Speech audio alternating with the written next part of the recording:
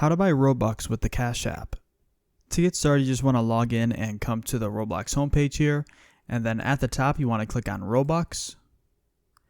Then select the Robux amount that you want to buy. For this video, I'm just going to select 400. And now here's where we can add a payment method to buy these Robux. So to be able to buy these Robux using the Cash App, you need to get a cash card. The cash card is pretty much a free debit card where you can use the money you have on the Cash App to buy different things.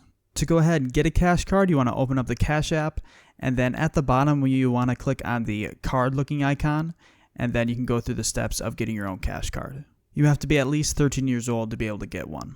So once you have your cash card and it's activated, you can come back to Roblox here, and then you can go ahead and select debit card. Then go ahead and add all your cash card information and stuff, and then you can go ahead and buy Robux. So that's pretty much it. If this video ended up helping you, a like and subscribe would be greatly appreciated.